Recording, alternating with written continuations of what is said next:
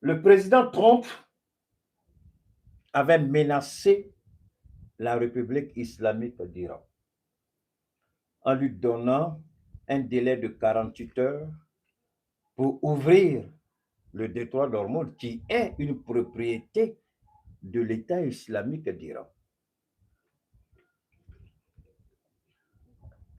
Mais avant de parler de l'ouverture du détroit, chacun devrait légitimement se poser une question fondamentale. Pourquoi l'Iran fermerait le détroit d'Ormuz? Pourquoi? Sachant bien que 20% de la consommation en hydrocarbures passe par là. Ce n'est pas tout. Et pour ceux qui connaissent bien Dubaï, savent très bien que le port de Dubaï est l'un des premiers ports au monde en termes de conteneurs, de tout. Alors que pour aller à Dubaï, là, ça passe devant l'Iran. Quand c'est chargé, là, pour venir en Afrique, dans le reste du monde, là, ça passe encore devant l'Iran. Donc, l'Iran vous dit, si vous m'attaquez, je vais attaquer toutes vos installations militaires, énergétiques, économiques dans le Golfe. Et je vais fermer le détroit qui est ma propriété. Normalement, moi, je suis étonné. Sinon, quand vous prenez l'Ukraine, d'accord?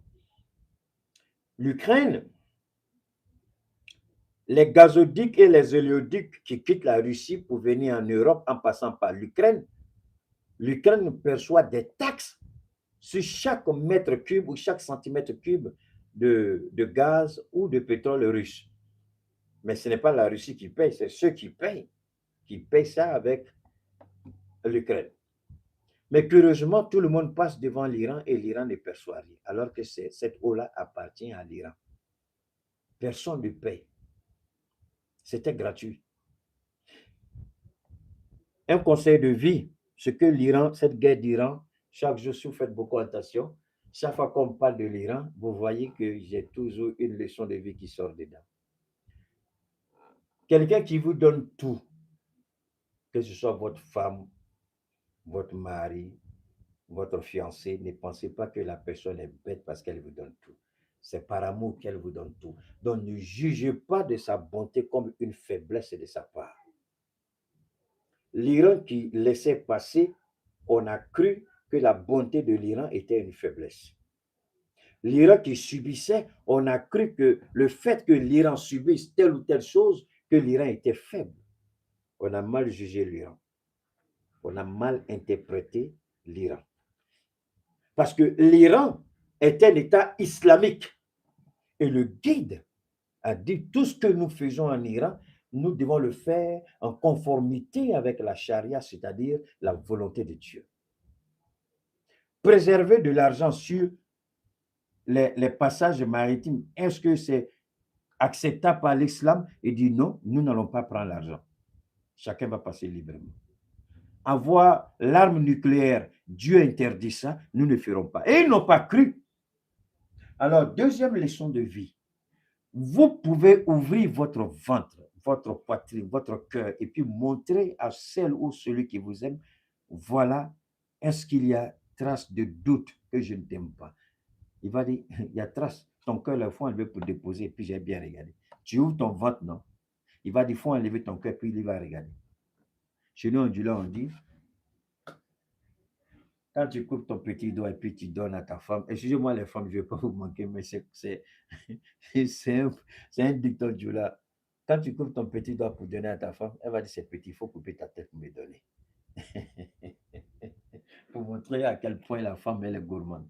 Alors, l'Iran a tout supporté, l'Iran a tout accepté, pression tout autour. On pensait que l'Iran était faible, on pensait que l'Iran était à leur merci. Ce qui n'était pas vrai. Ce qui était faux. Parce que le vieux qui était là, le guide, Ali Khamenei, 86 ans, il connaissait le Coran dans sa profondeur. Il connaissait la Bible de A à Z. Il connaissait la Torah. Parce que pour être un bon prédicateur, pour parler véritablement de Dieu, si vous ne connaissez pas les 3 livres et vous prétendez parler de Dieu, faites beaucoup attention parce que vous risquez de parler et d'offenser Dieu. C'est pourquoi souvent je dis à ce petit Gédéon en Côte d'Ivoire, c'est vrai que je l'apprécie, souvent il parle trop, il n'a qu'à faire beaucoup attention parce qu'il ne s'est pas assis avec Dieu pour parler. Il n'a aucune idée de ce qu'il dit des musulmans. Mais je trouve souvent que sa bêtise le fait dérailler. C'est pourquoi je lui dis, il n'a qu'à parler doucement. Sinon, son cou là, je ne sais pas si désormais il pourra porter cravate sur son cou qui grossit. Alors, connaissez la Torah. Ça vous permettra de comprendre le point de départ avec Dieu.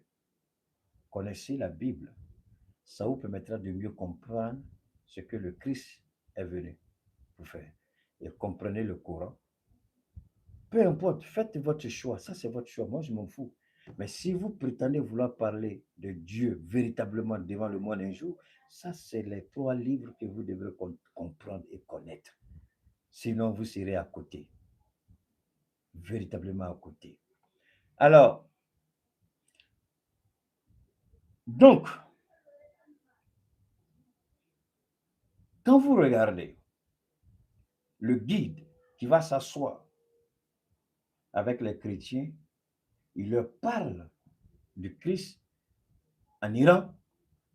Mais ça, ce sont des images que la presse occidentale... J'ai dit quoi quand je travaille ici là? C'est quoi? Donne-moi une seconde. Donne-moi une seconde. Hey, je fais ça. Je fais ça.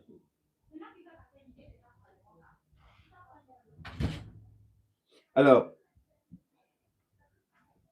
donne-moi une seconde. Alors, quand le guide va s'asseoir avec des chrétiens en Iran et puis leur parle de la Bible,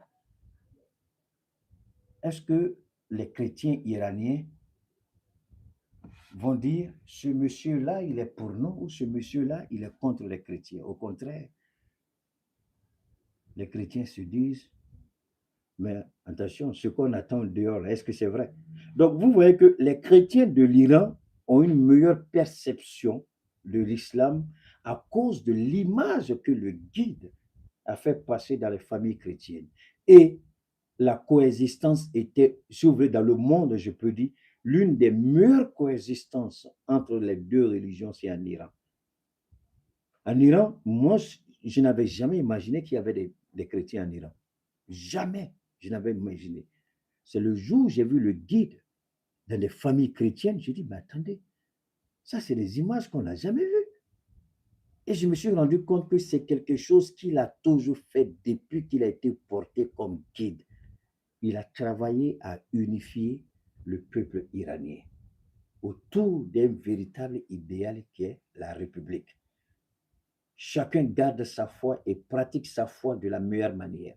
Mais il y a un et un seul pays, c'est l'Iran.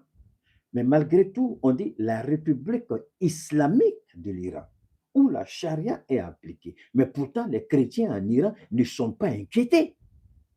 Posez-vous la question, comment?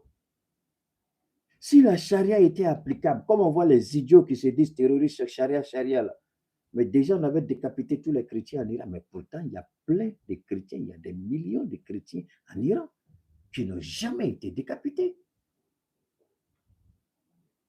C'est pourquoi l'Iran ne tombera pas. Parce que l'Iran est le symbole de la coexistence pacifique entre confessions religieuses. Parce que les responsables iraniens n'ont jamais privilégié un musulman par rapport à un chrétien. Ils sont tous traités sur le même pied d'égalité. La charia ne s'applique qu'aux musulmans. La charia ne s'applique pas aux chrétiens. Mais vous devez être un bon guide pour amener les autres à comprendre que ceux-là, ce n'est pas parce que c'est des chrétiens qui sont vos ennemis. Mais le guide a réussi ça. Et moi, je pense que c'est parce qu'il a réussi ce travail extraordinaire que l'Iran tient aujourd'hui.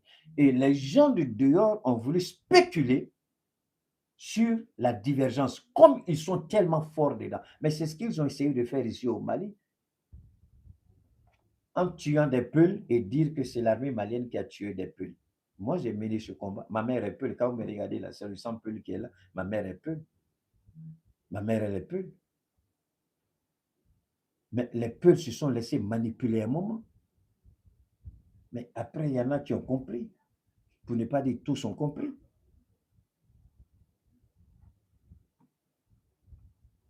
Mon ami, vous savez, c'est ce qui m'énerve. Tu me demandes pardon. De toute façon, je suis allé chercher. Tu es garçon, tu écris, non? Pourquoi tu ne vas pas écrire ça? Pourquoi tu ne rentres pas dans YouTube? Bah, si c'est pas. Vous voyez, c'est à cause de ça l'Afrique ne va jamais sortir du sous-développement. Le petit blanc, il m'écoute. Il dit d'accord, qu'il t'a dit ça, d'accord.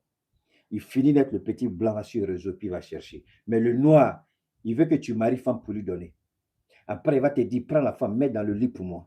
Après, il va te dire, il faut enlever les habits de la femme. Et puis, il va te dire, prends-moi, puis mets-moi sur la femme. Ça, c'est le noir. Je ne fais pas bien. Si tu es garçon, il faut aller chercher. Si tu ne veux pas aller chercher, je m'en fous. Et ça, c'est qu'elle a fait. On marie femme pour te donner, et puis tu dis, il faut me mettre sur la femme. Toi, tu as quel genre de personne? Tes mains sont coupées, tu es lépreux. Il ne faut pas aller chercher, il faut laisser.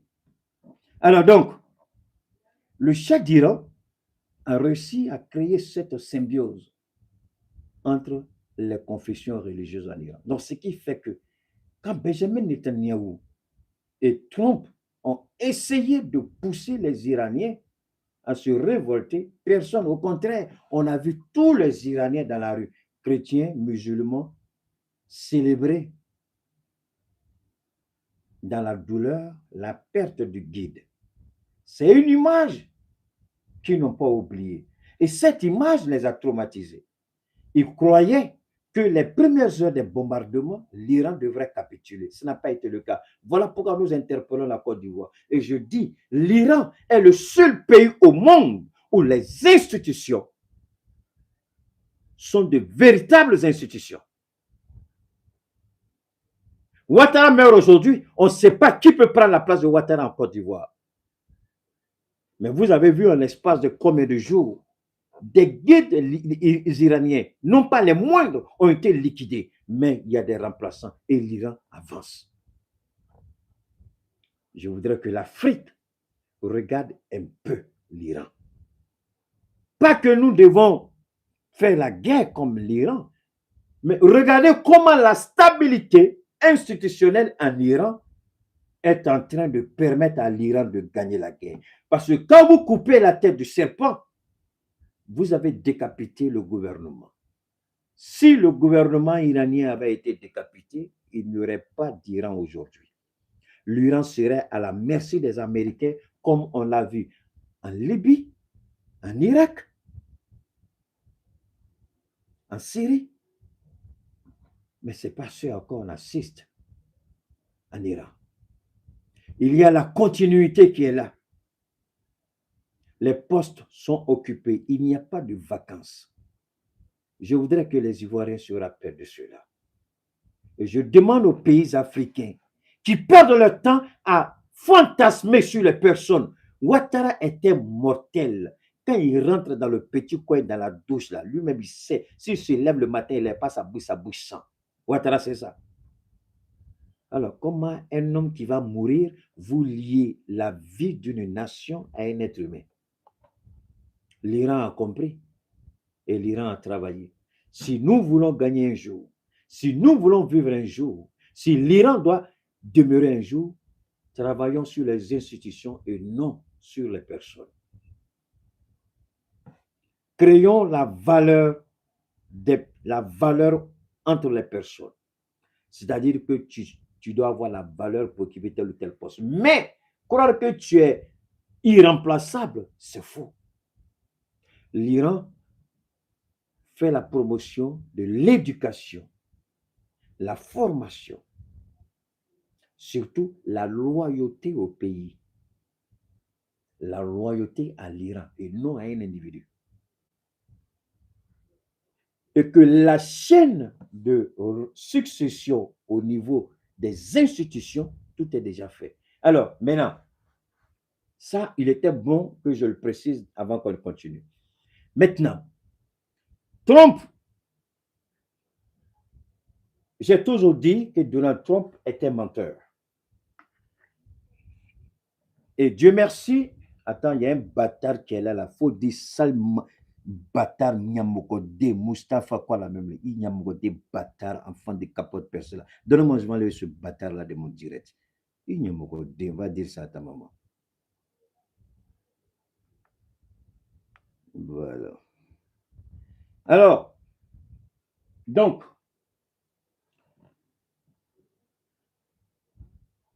on continue. L'Iran,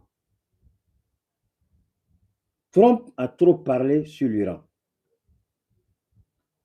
Trump a trop parlé. Il dit une chose aujourd'hui, demain matin, il vient dire le contraire. Et finalement, le monde a commencé à traiter Donald Trump de menteur, de psychopathe. On l'a même, il y a des gens même qui l'appellent de dérangé. On dit même qu'il est dérangé. Donc Donald Trump, il n'est plus lui-même. Donald Trump, il est malade. Il se ment. Et sans gêne, je vous ai dit que c'est quelqu'un qui n'a pas honte. Il n'a pas de dignité. Il n'a pas honte. Donald Trump, permettez-moi, Donald Trump, un jour, il vient et dit, on a tout détruit. Il n'y a plus rien en Iran. Tout a été détruit. Tout a été détruit. Tout a été détruit. L'Iran n'existe plus. Mais on découvre quoi? Permettez-moi, comme j'ai changé, je vais venir ici, j'ai changé un peu, je n'ai pas eu le temps de recalibrer. Alors, en Iran, attendez, hein. Alors, allez, je vous en prie, l'Iran a, qu'est-ce que l'Iran a fait? D'abord, un Trump, après avoir menacé 48 heures, il est revenu, il dit il donne 5 jours. 5 jours là, ça c'était le lundi. Lundi, mardi, mercredi, jeudi, vendredi, ça fait 5 jours. Maintenant, il ne dit plus aujourd'hui, il dit, je crois, le 5 avril ou le 2 avril, je ne sais plus entre les deux, il a dit quelque chose d'autre. Il faut ouvrir le détroit. Mais attention, l'Iran dit le détroit n'est pas fermé. Nous disons que les ennemis de l'Iran ne passeront plus par notre détroit. Et tous ceux qui doivent passer par le détroit désormais, ce que nous exigeons, si c'est en yuan, vous passez. Si c'est en dollars, vous ne passez pas. Et puis, ce n'est pas faux. Les bateaux chinois passent. Je répète, les bateaux chinois passent. Mais seulement les bateaux israéliens, américains ne passent pas. Donc, ils ont bloqué le port par rapport à un certain nombre de pays. Alors, maintenant,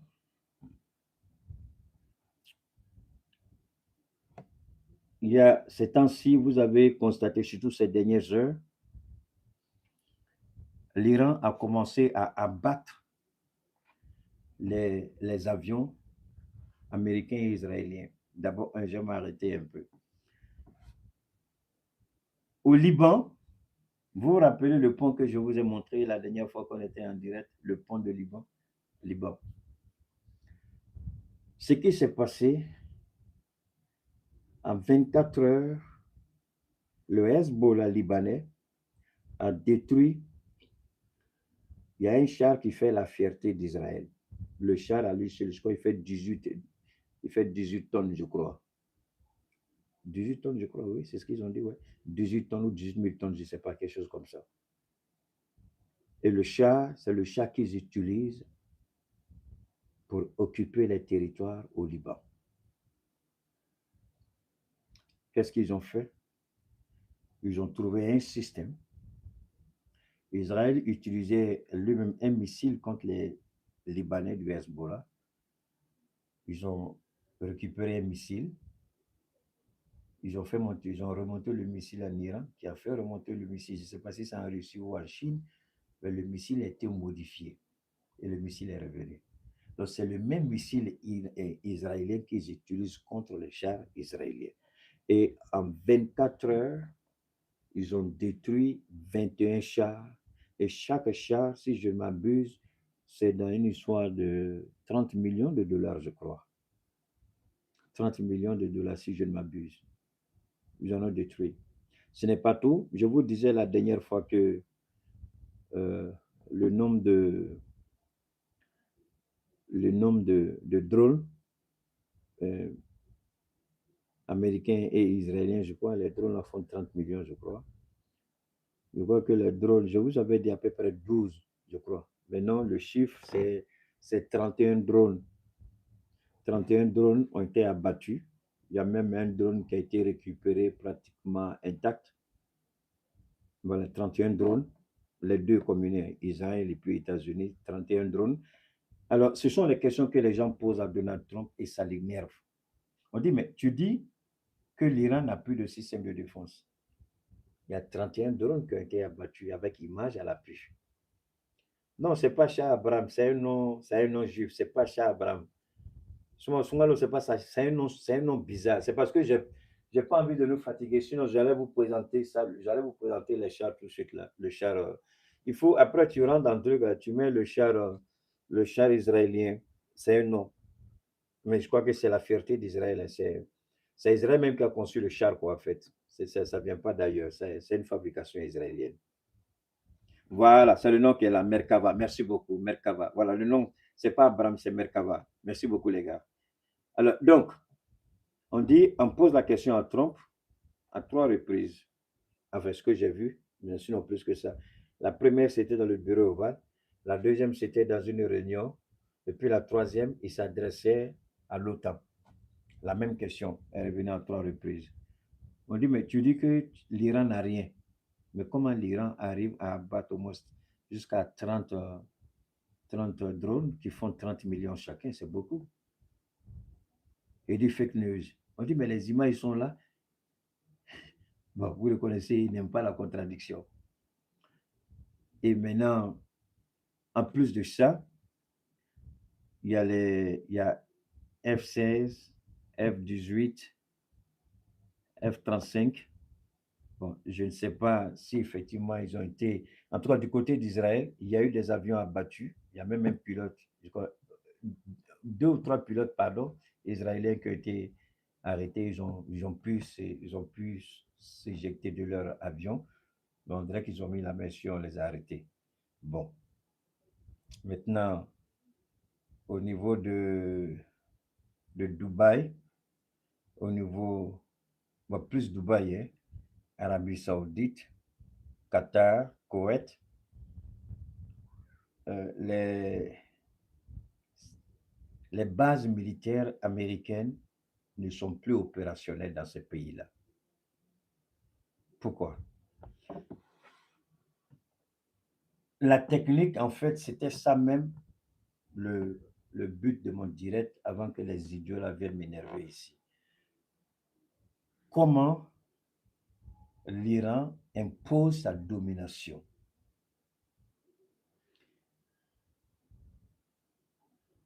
L'Iran a planifié cette guerre d'une façon inimaginable et spectaculaire. Vous vous rappelez, je vous ai dit que c'est des choses qui seront enseignées dans les universités, dans les écoles de guerre. Qu'est-ce que l'Iran a fait? Je crois que l'Iran, avec les stratèges chinois surtout, et russes, ils ont dit à l'Iran, si c'est une guerre conventionnelle, tu ne pourras jamais combattre l'Amérique, ce n'est pas possible. Tu veux une guerre conventionnelle face aux États-Unis, tu ne gagneras jamais. Et si on vient prendre position d'une certaine manière, on risque de déclencher la Troisième Guerre mondiale. Donc, notre apport sera des soutiens logistiques et puis des informations, satellites, tout ce que tu as besoin. Et puis les armes dont tu veux, les avions, les missiles, tout ça on peut fournir. Mais il faut qu'on réfléchisse sur la manière pour que tu arrives à humilier. Parce que les gens pensent que cette guerre, c'est une guerre Iran-Israël. Souvent, je vous dis qu'il y a des choses qui nous arrivent, mais c'est Dieu lui-même qui pousse la situation à se produire parce que Dieu voit ce que nous vivons et Dieu sait quelle prière on fait et Dieu sait où on veut aller. Donc souvent, quand ces genres de situations se présentent à nous, on ne les voit pas très souvent comme étant, au lieu de les voir comme étant des difficultés, on dit attention, ça doit me servir de tremplin pour aller de l'avant. Il faut que j'arrive à évoluer. Ça ne doit pas m'arrêter. Mais nous, Africains, c'est ça qui nous tue. Quand on va à difficulté, tout de suite, on est bloqué. On s'énerve. Comme le gars qui me dit de lui donner, de lui dire comment il va. Je te donne l'information, il va encore que je marie femme pour lui donner et puis je le déshabille, mais sur la femme. Tu as vu ça où?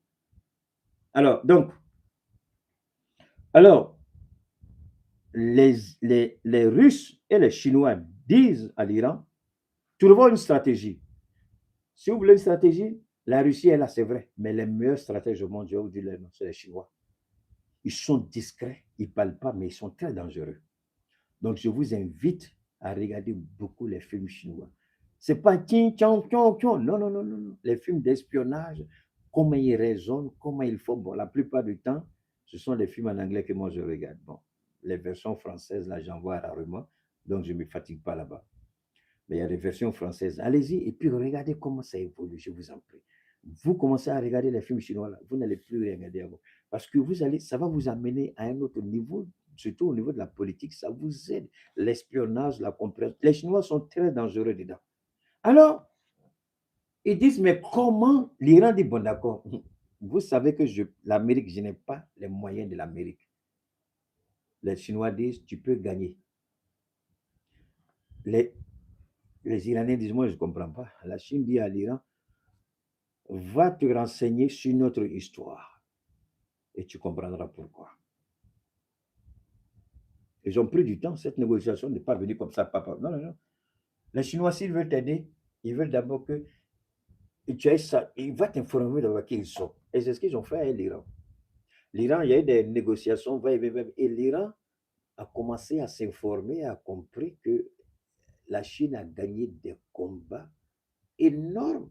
Et il y a eu des pertes en vies humaines énormes, mais la Chine a gagné par la stratégie.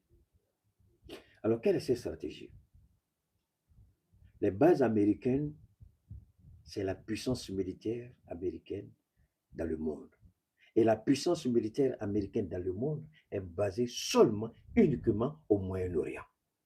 Écoutez, je vous en prie, ce que je vous donne ici, je ne dirais pas c'est un coup, un coup d'amphi, mais prenez bonne note. Donc, les grandes guerres ne se gagnent pas par les nombres, même si les nombres jouent, mais la stratégie.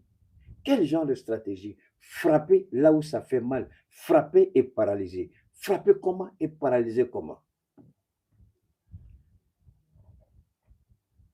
Oui, ça va, Ahmed, je vais bien.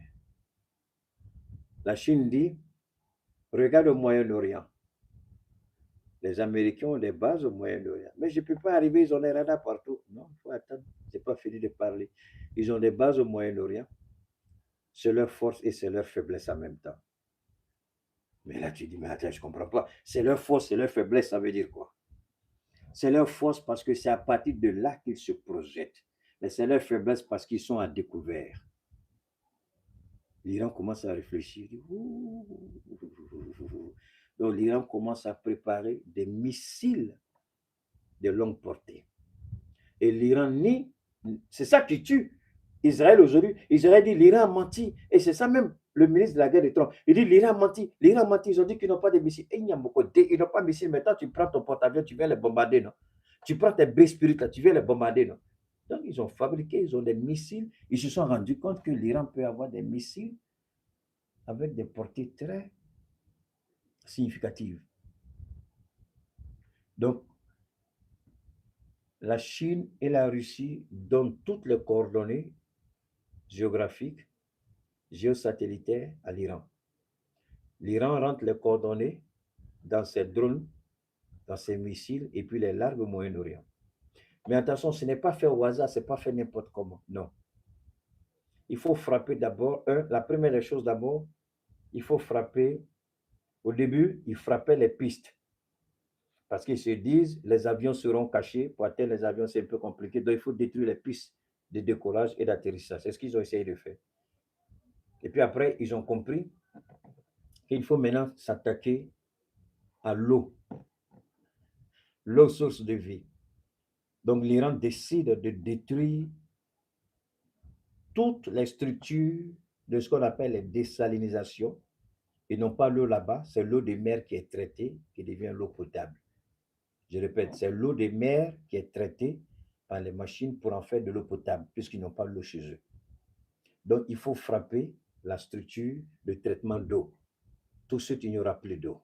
S'il n'y a pas d'eau, qu'est-ce qu'ils vont faire? Ça, et puis, deuxièmement, il faut frapper les capacités énergétiques, c'est-à-dire les centrales énergétiques pour qu'il n'y ait plus d'électricité. Et troisièmement, il faut frapper les réserves de kérosène des avions. Quatrièmement, il faut paralyser les avions radars. Cinquièmement, il faut frapper les avions de ravitaillement. Sixièmement, il faut tenter, si possible, de détruire les avions de combat. Si on ne peut pas les atteindre au ciel, il faut les paralyser au sol. Voilà la stratégie que l'Iran a préparée avec la Russie et ça marche bien. Pourquoi? Parce que quand l'Iran a commencé à frapper les structures d'eau, parce que l'Iran ne frappe jamais un coup. L'Iran il envoie d'abord le premier, deuxième missile pour voir la portée. Et puis ensuite, il recalibrer. Et l'Iran a vu, l'Iran a frappé une fois, il atteint son objectif. Il dit d'accord, ça, je garde ça pour la prochaine frappe. Maintenant, l'Iran frappe les sources énergétiques, ça marche. L'Iran frappe, ou surtout comment on appelle ça, les avions d'abord radar, ça marche. Les avions de ravitaillement, ça marche, kérosène, ça marche. Donc, rien n'est hors de portée de l'Iran. Tout est à la portée de l'Iran. Tout, sans exception. C'est pourquoi l'Iran, ayant toutes les cartes, et il y a des missiles que l'Iran n'a pas encore utilisés. Et l'Iran dit que cette guerre, nous l'avons préparée, même s'il faut 10 ans, on a suffisamment de missiles pour faire une guerre sur 10 ans. Alors, préparez-vous, quel genre de missiles ils ont pendant 10 ans. Alors, si vous frappez le Golfe, vous rendez toutes les bases militaires américaines inopérationnelles. Les structures ne peuvent pas marcher. On ne peut pas vivre parce qu'il n'y a pas l'eau, il n'y a pas courant. Les avions qui sont chargés de récolter les informations ont peur de s'approcher des zones de combat parce qu'ils peuvent être victimes de frappes. Les avions de ravitaillement ne sont plus aussi sécurisés, deviennent des cibles. Donc, qu'est-ce qu'il faut faire? C'est pourquoi Trump, il est paniqué, il dit n'importe quoi, matin, midi, soir, il rentre par là, il sort par là, il dit des bêtises. Donc, donne-moi une seconde, il y a un gars qui m'énerve là, je vais le sortir de mon direct. Donc, alors, l'Iran a mis tout ça en place parce que, et ça commence à marcher. Pourquoi? L'Iran maintenant a dit, c'est pas fini, il y a un point que j'allais oublier. L'Iran a envoyé un message à toutes les monarchies du Golfe, à tous les propriétaires de complexes hôteliers. Si vous hébergez du personnel militaire américain, votre hôtel devient une cible prioritaire. Les gens pensaient que l'Iran s'amusait. L'Iran a commencé à frapper les hôtels avec les drones. Parce que larguer un missile, ça fera plus de dégâts. Trop de victimes collatérales. Donc, l'Iran envoie juste, l'Iran connaît l'étage où se trouve les... Mais c'est ça qui tue les gens. Ils disent, mais comment l'Iran sait que c'est cet hôtel-là et puis c'est à tel niveau que sont les... Parce que le drone va exactement à l'étage qu'il faut et puis le drone essaie de pénétrer et puis crée l'incident en haut. Et les gens se posent la question, mais comment ils arrivent à voir? Parce que l'Iran travaille sur instruction de la Chine apprendre à infiltrer le territoire ennemi. Et l'Iran a bien infiltré tous ces pays-là. Donc, en faisant ça, comment l'Iran peut perdre la guerre? Je ne suis pas encore arrivé à Israël. Je ne suis pas encore arrivé à Israël. Donc, l'Iran, et puis ce qui est intéressant avec l'Iran n'agit jamais dans le vide.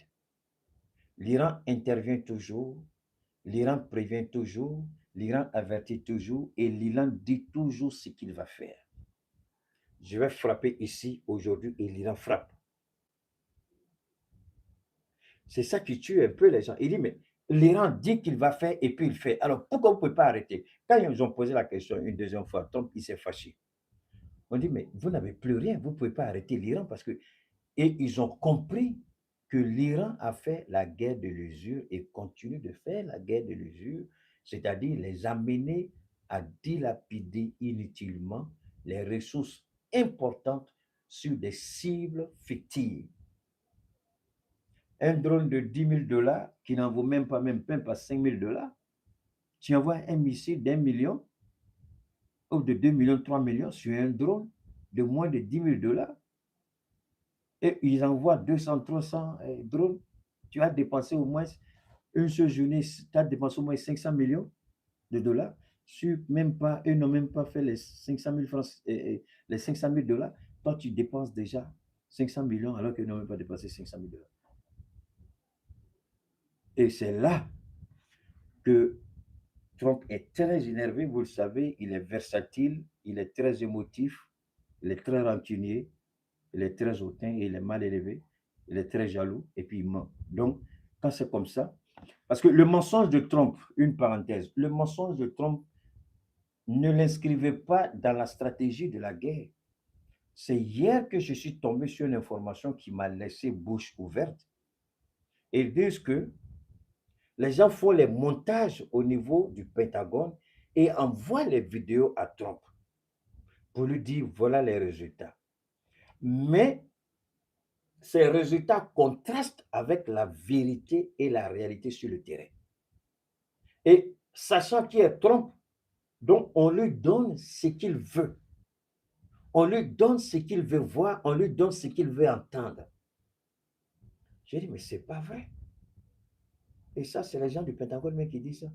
Ils disent, ils font un petit montage de 2-3 minutes, ils envoient à Trump, et puis Trump lui dit. Et quand vous l'entendez parler, je vous ai dit une fois une chose très importante en ce qui concerne la présidence des États-Unis d'Amérique. L'institution de la présidence des États-Unis est le symbole de la stabilité des marchés économiques mondiaux dans le monde. Je répète, l'institution, pas la personne, l'institution, l'incarnation de l'institution de la présidence. La présidence, merci beaucoup mon frère Abou, je répète, l'institution de la présidence des États-Unis est le symbole de la stabilité des marchés mondiaux. Alors, comme Trump est versatile, il est malade, il ment, il est complexé, il n'aime pas perdre. Au moins des vidéos, on lui donne, et c'est sur cette base qu'il tient le narratif. Et le narratif a pour objet de sécuriser, d'assurer les marchés. Mais ils se sont rendus compte que ce que Trump dit est en totale contradiction avec eux, les rapports qu'ils reçoivent. Parce que c'est vrai que les marchés écoutent le président. Mais eux aussi, ils ont leurs propres éléments. Quand tu as un président comme Xi Jinping, qui a ses propres informations, tu as un président comme Macron, même si on n'aime pas, il a ses propres sources d'informations. Tu as un président comme Poutine qui a ses propres sources d'informations. Tu as la première ministre d'Italie. Tu as le premier ministre en Angleterre, le premier ministre canadien, australien. Mais ils ont tous leurs sources d'informations. Ils se rendent compte que, donc eux, à travers le ministre de l'économie et des finances, ils se rendent compte que Trump ne dit pas la vérité. Donc les marchés s'affolent. Quand Trump sort, il essaie de rassurer les marchés ne répondent pas. Mais les marchés restent quoi? Attentifs à ce que l'Iran va dire. Et quand l'Iran parle tout de suite, soit le marché s'affole, soit le marché se stabilise. Et c'est quelque chose que Trump ne veut plus et ne peut plus supporter. Ce qui fait qu'il veut lui-même dicter les termes de la fin. Il a présenté 15 points. L'Iran a dit ça, c'est pour toi, c'est pas pour nous. Avec qui tu parles? Il dit non, non, non, vous savez, les gens avec qui je parle, ils ont tellement peur, ils ne veulent pas se montrer. S'ils se montrent, ils vont les tuer. Est-ce que vous pensez honnêtement qu'un président normal doit dire ça? Quelqu'un qui parle au nom de son pays, qui veut la paix pour son pays, a peur qu'on sache qu'il négocie, sinon on va le tuer. Donc, c'est quel deal tu vas signer avec quelqu'un qui a peur, quelqu'un qu'on ne connaît pas, quelqu'un qu'on n'a jamais vu? C'est quel deal ça, Trump? Maintenant, les Américains disent, mais président, quand tu dis ça, là, c'est avec qui tu parles? Parce que si tu dis il a peur, là, il a peur, et puis toi, tu signes deal avec quelqu'un qui a peur. Est-ce qu'il peut appliquer? Parce que si tu signes deal avec lui et qu'il a peur, il ne peut pas se montrer. Comment il va appliquer ça? Comment le deal va marcher? Maintenant, il a eu honte, finalement, parce que c'était avec le royaume d'Oman qui était médiateur. Ils ont dit que Trump, il ment. Trump les a humiliés. Trump les a trompés. Donc, eux mettent plus leur bouche dedans. Maintenant, c'est le Pakistan et l'Égypte qui ont approché Trump pour lui dire, hey, où tu vas là, c'est pas bon. Donc, finalement, le Pakistan a proposé ses services de médiation. Et c'est le Pakistan qui a transmis aux Iraniens les 15 points pour que l'Iran capitule. Et l'Iran est sorti à la télévision d'État pour dire que ces 15 points, elle n'a même pas besoin de les lire, ne sont pas acceptables et ça ne s'applique pas. Il dit, c'est quand vous perdez la guerre que vous pouvez accepter ça. Nous sommes en train de gagner la guerre, pourquoi on va accepter? Et nous, on a 5 points. Les 5 points, on ne veut plus voir de base militaire au Moyen-Orient. Le détroit d'Ormuz nous appartient exclusivement. Et vous allez payer tous les dégâts que vous avez causés. Et on ne veut plus jamais une guerre, on veut une garantie internationale pour protéger l'Iran. Voilà les 5 points. Alors, mais tout le monde sait qu'en disant aux Américains de ne plus être dans le Golfe, tout le monde sait que l'Amérique n'est Amérique que parce qu'elle est dans le Golfe. Mais l'Iran a posé des conditions. Il y a des endroits où c'est des conditions souples, il y a des endroits où c'est des conditions dures. Les durs, là, l'Iran fait exprès pour avoir une marge de manœuvre. Parce que quand vous allez dans une négociation, ce n'est pas fait pour que vous ayez raison à 100%. Donc, en disant, on ne veut plus voir les bases américaines dans le Moyen-Orient, l'Iran sait que ce sera un point d'achoppement. Mais l'Iran aura raison. Pourquoi? Parce que l'Iran dit en même temps aux pays du Golfe, vous gardez les États-Unis, vous devenez toujours une cible pour l'Iran. Et vous savez que nous sommes prêts à aller à la guerre jusqu'au dernier Iranien. Est-ce que vous êtes prêts à ça? Maintenant, c'est les pays du Golfe qui, à leur tour, vont commencer à demander aux États-Unis, même si l'Amérique ne va pas quitter, réduire la présence américaine dans le Golfe. Et ça va arriver. Ils seront obligés de réduire leur présence. Parce que même si l'Iran ne l'avait pas dit, de vous à moi, vous êtes en Iran, vous êtes dans le Golfe, et vous êtes une cible. L'Iran vous frappe, l'Iran vous frappe, l'Iran vous frappe, et l'Amérique ne peut rien faire. L'Iran vous frappe, l'Amérique ne peut rien faire, l'Amérique ne peut rien faire. Vous allez où? Mais vous êtes alliés.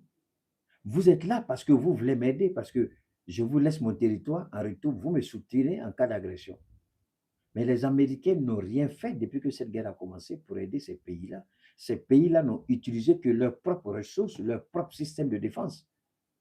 Mais l'Amérique est tellement à court de trucs que l'Amérique a commencé à négocier et avec la Corée du Sud, avec le Japon, parce qu'ils n'ont plus. Et Israël est en train de craquer. Donc, les systèmes les projectiles intercepteurs au niveau des pays du Golfe, c'est fini. Fouetté. Donc, ils ont besoin d'aller, parce que bon, moi je vous ai dit, la production, ça prend du temps. Vous pouvez passer 1 milliard, la commande d'1 milliard aujourd'hui, mais ce n'est même pas sûr que vous ayez dans 2 ans, 3 ans ou 5 ans. Parce qu'ils ont créé leur monde avec le mensonge. Donc, le mythe de la puissance militaire devrait dissuader tout le monde. Et c'est ce mythe que l'Iran a brisé. C'est pourquoi ils sont obligés d'utiliser ils n'ont jamais imaginé. Si vous voulez même, l'Amérique n'a jamais été défiée tel que l'Iran le fait, même pas pendant la Première Guerre mondiale, même pas pendant la Deuxième Guerre mondiale. La Deuxième Guerre mondiale, les Japonais ont attaqué leur bateau, c'est vrai.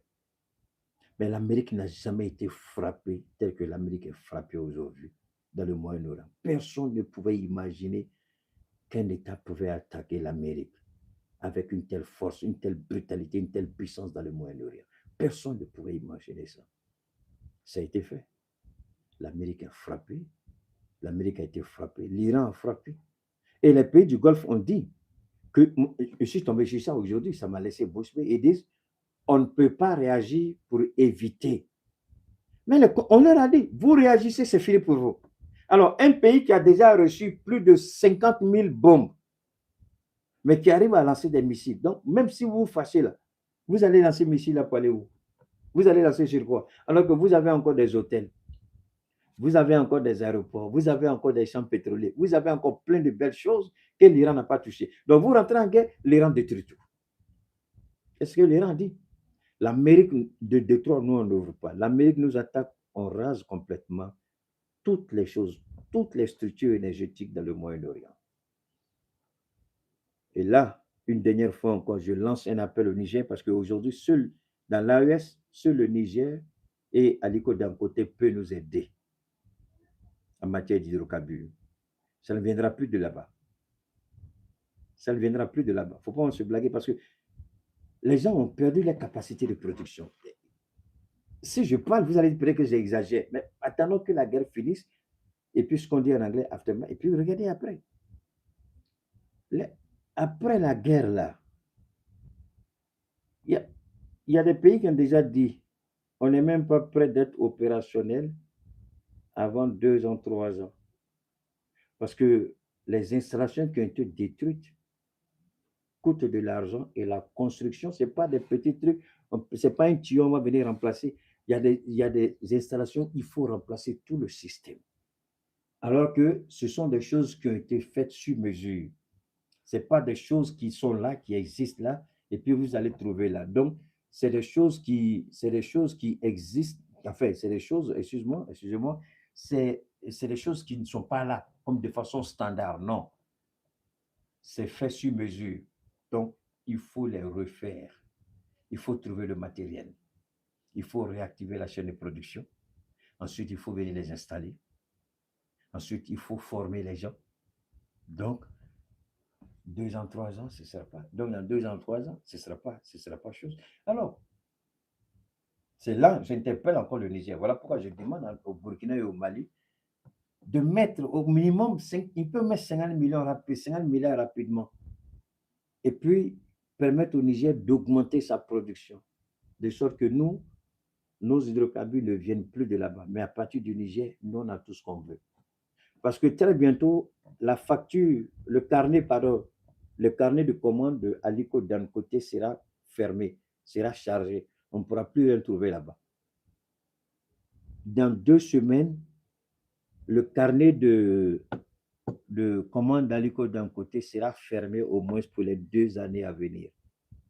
C'est-à-dire que les commandes qu'il prend là, il ne peut plus prendre d'autres commandes. C'est une commande jusqu'à sur 2 ans. C'est pourquoi j'interpelle encore nos présidents de l'AES. On risque d'être surpris. Une fois, quelqu'un me dit, mais est-ce que le gouvernement, ici, là, est-ce que, excusez-moi, je ne suis personne, est-ce que nos importateurs d'hydrocarbures, là, est-ce qu'ils peuvent? Ils ne peuvent pas. Ils ne peuvent pas. Parce que là, ce sont les États qui vont négocier. Ce n'est pas 2, 3 gars là qui vont aller, avec quelle capacité ils vont aller négocier. Et puis d'ailleurs, c'est au Mali, j'ai vu que on voit les gens, sinon, ce n'est pas les privés, c'est l'État qui va négocier ça. C'est au Mali que j'ai vu. Et Dieu merci qu'Assimi soit arrivé, il faut qu'on mette un terme à ça. C'est le gouvernement qui négocie ça. Ce n'est pas les expos. Non, non, c'est pas eux.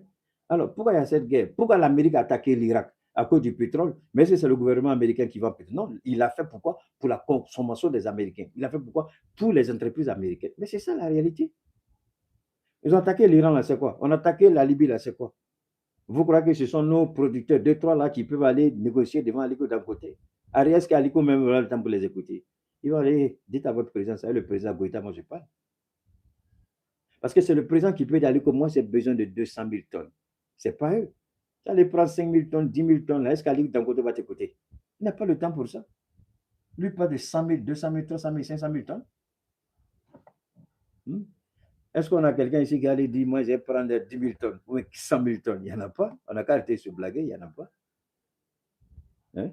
Il est temps que le gouvernement malien intervienne dans la distribution d'hydrocarbures. Il est temps que l'État du Mali intervienne et que du côté du Niger, qu'on commence déjà à... et que le carnet de commandes du Niger aussi soit bouclé déjà pour les 3 pays de l'AES. Parce qu'on aura de sérieux problèmes de carburant. Il ne faut pas se blaguer. Ça va arriver. Ça va arriver. Parce que cette guerre-là, ce ne sera pas fait selon la volonté de Trump. Ce sera fait selon la volonté. Alors, ils ont demandé, et j'ai jamais failli oublier ça. On a vu Marco Rubio qui a rencontré les pays du G7, les 7 grandes puissances économiques, pour aller les rassurer, puisque le président Trump n'arrive plus à rassurer les marchés. Donc, il envoie Marco Rubio. Mais ce qui est malheureux, qui négocie? C'est Marco Rubio qui devait être en train de négocier avec les Iraniens. Mais pourquoi c'est son beau-fils qui négocie? Vous voyez comment Trump il gère un peu le pays à la façon Ouattara, là. C'est un peu ça. Et c'est mélangé, il ne peut plus s'en sortir. Donc, ils disent aux pays du G7, la guerre va continuer dans 2 semaines, 4 semaines maximum, c'est-à-dire dans encore un mois. Mais l'Iran vous dit, moi je suis prêt à faire cette guerre-là sur 10 ans. J'en ai les capacités, je me suis préparé. Et vous dites dans 4 semaines. Mais 4 semaines, vous allez faire quoi? Ou bien vous allez lancer une bombe atomique. Mais vous lancez une bombe atomique là. Priez Dieu que la bombe que vous allez lancer sur l'Iran détruise complètement l'Iran jusqu'au sous-sol, tout ce qu'il y a. C'est-à-dire que personne au monde ne reste en vie en Iran. Parce que même s'il y a un seul Iranien avec une seule main, il y a un bouton, quand il va appuyer, Israël va disparaître de la carte. Les gens, ils parlent, mais je ne sais pas si se rendent compte de la gravité. C'est facile, vous voyez marquer toujours sapé avec son costume bien. Mais il faut aller regarder ce que les Israéliens vivent à Tel Aviv. L'Iran est capable, avec 2, maximum 5 bombes, de raser complètement Tel Aviv. Je dis bien de raser complètement Tel Aviv. Il y a des images qu'on n'a pas envie de montrer ici, c'est pas joli. Mais ce que je peux dire, en ce qui me concerne, je prie que nos pays commencent à s'orienter, nos présidents commencent déjà à négocier avec le Niger pour s'assurer qu'il n'y aura pas de pénurie de carburant en ce qui nous concerne au sein de l'AES, parce que cette guerre-là ne finira pas demain. Ça, c'est un.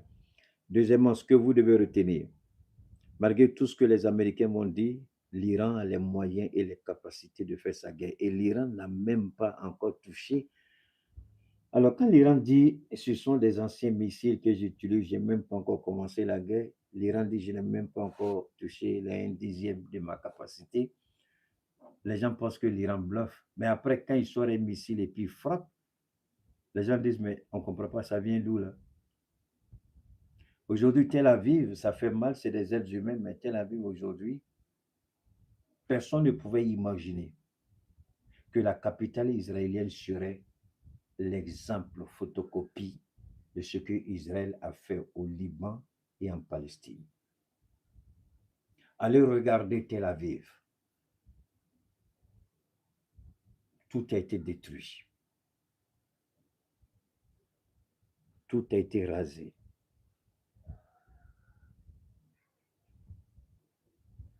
Le ministère de la Défense israélienne a dit que l'armée ne peut plus soutenir le rythme de bombardement de l'Iran. Il a dit ça, je crois, il y a 1 ou 2 jours.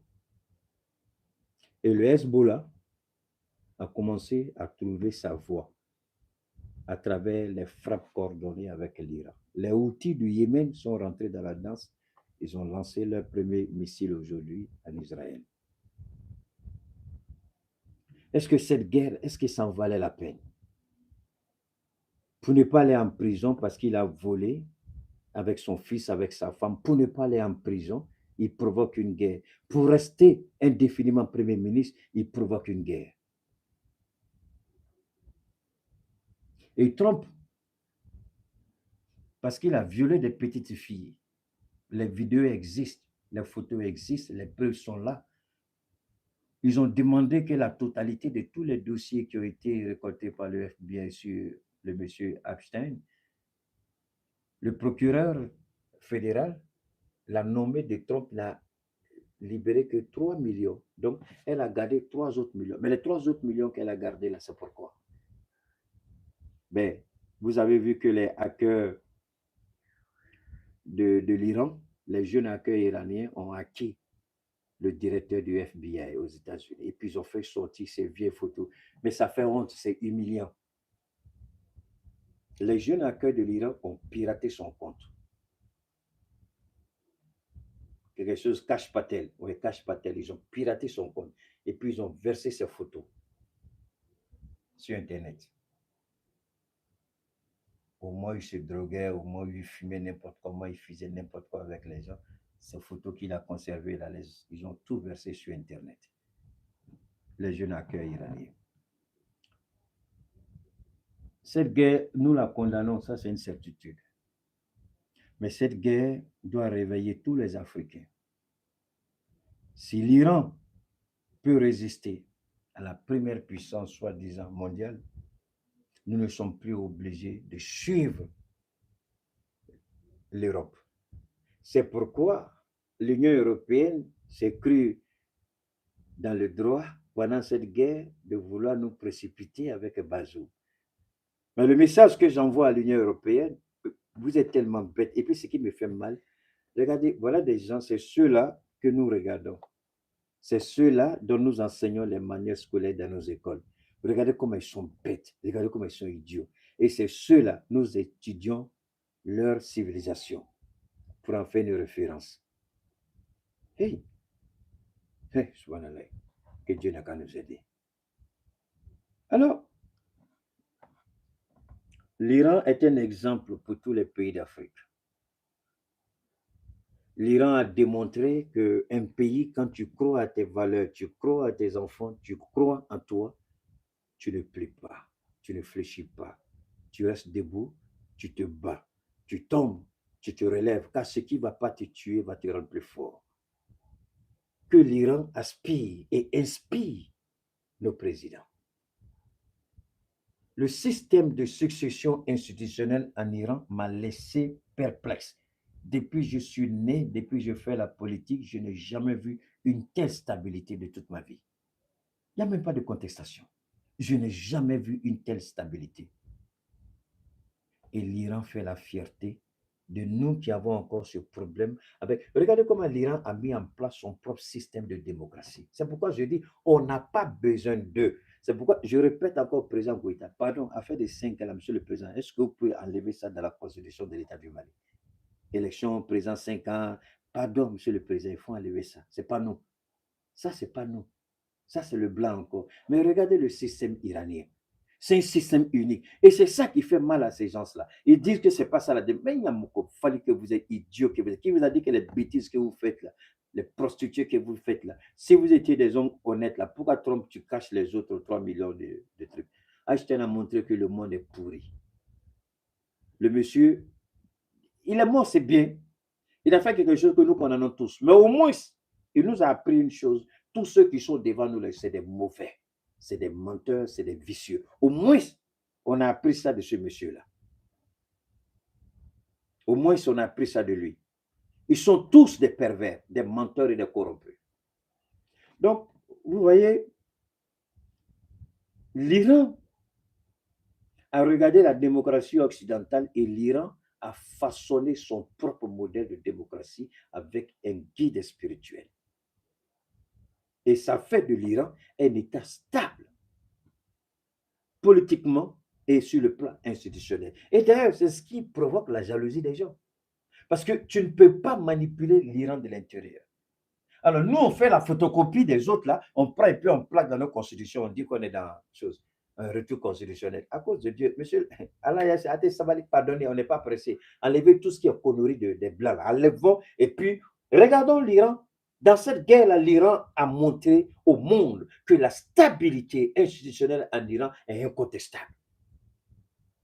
Pendant que les gens se disent, il y a la guerre, on ne peut pas faire élection. L'Iran dit, même s'il y a la guerre, celui qui tombe, on le relève. S'il ne peut pas se relever, quelqu'un prend sa place et puis on continue. Et ça, c'est quelque chose qui me laisse perplexe, c'est quelque chose qui me laisse ébahi. Cette stabilité, chacun joue son rôle, c'est ce qu'on appelle de véritables institutions. Au sein de l'AES, je voudrais qu'on réfléchisse bien sur le modèle de démocratie qu'on veut. Parce que ce qu'on a choisi Mali, là, ce n'est pas ça encore. Il faut, Monsieur le Président, demande encore aux gens de revoir la Constitution. À faire des 5 à la barre, ce n'est pas bon. Ce n'est pas pour le Mali, ça c'est pour le petit blanc. Dieu merci, le Burkina, le Niger n'ont pas encore fait. Ils prennent le temps pour regarder, pour observer. L'Iran est un exemple de démocratie, si on doit parler de démocratie. L'Iran est un exemple de stabilité, parce que malgré la guerre, il y a la stabilité des institutions. Et l'Iran continue de mener cette guerre. Et l'Iran ne perdra pas cette guerre parce que l'Iran a toutes les cartes. L'Iran peut balayer toutes les bases américaines du Moyen-Orient. Et Trump est l'idiot président que les Américains attendent au tournant. Il a fait perdre aux Américains des milliards dont vous n'avez aucune idée. Il y avait un seul radar, je crois, radar, est-ce que c'est au Koweït? Le radar, lui seul, faisait 3 milliards de dollars. Un seul radar. Un petit drone de moins de 5 000 dollars a détruit un radar de 3 milliards de dollars au Koweït. Donc, vous voyez, cette réalité-là, c'est l'Iran. C'est pourquoi je demande à l'Afrique de bien regarder l'Iran. Non pas la guerre, mais au-delà de la guerre, regardez comment l'Iran fonctionne. Et moi, je dis, après cette guerre, on doit envoyer des gens en Iran pour apprendre aux côtés des Iraniens. Parce que l'Iran est le seul pays au monde. Je ne dis pas qu'ils ne sont pas bombardés. Mais vous pensez que c'est comme les personnes, celle qui se proclame la première puissance militaire au monde, avec son acolyte, le criminel Israël, c'est les deux qui sont tombés chez l'Iran. Donc c'est sûr qu'il y aura des dégâts. Mais est-ce que vous pensez que l'Amérique, il n'y aura pas de dégâts? Vous êtes pressés. Les dégâts vont commencer en Amérique. Les Américains vont se révolter. Je disais comme ça à quelqu'un qu'il y a de fortes probabilités qu'un Américain se lève un matin et dit j'en ai marre et puis il va tuer Trump. Ça va arriver. Et le FBI a peur de ça. C'est pourquoi tout le monde est sur écoute. Parce que les Américains, c'est facile pour eux. Elle va se lever tout de suite là et puis va tirer sur Trump. Ça peut arriver. Est-ce qu'on n'a pas vu George Bush quand il parlait, quelqu'un avait sa chaussure pour jeter sur lui en pleine conférence de presse? On n'a pas vu ça. Mais ça peut se faire avec Trump. Les gens peuvent le tuer. Pas que ça n'a rien à voir avec l'Iran, mais lui-même, les Américains vont se lever contre lui. Aujourd'hui, nous devons remercier Dieu, l'Iran est un exemple. Est-ce que l'Iran n'est pas détruit? Le pays est en train d'être détruit. Mais qui construit le pays? Ce sont les hommes. Peu importe les briques qui tombent, peu importe les immeubles qui tombent, les mêmes immeubles seront relevés demain pour être encore plus beaux, plus résistants et plus efficaces que jamais. Mais ce qui ne doit pas tomber, c'est le peuple iranien, c'est la nation iranienne. La nation iranienne, ce n'est pas un bâtiment. Contrairement à ce qu'ils veulent faire croire, la nation iranienne, ce n'est pas un bâtiment. La nation iranienne, ce n'est pas un être humain. La nation iranienne, c'est une civilisation. C'est un ensemble de peuples, c'est un ensemble de croyances. Et cette nation iranienne, elle a foi en elle et elle a foi à l'avenir. Les bâtiments peuvent tomber, les ministres peuvent tomber, des guides peuvent tomber, mais la nation doit demeurer debout. Et ça, c'est ce que nous devons comprendre au plus profond de nous-mêmes.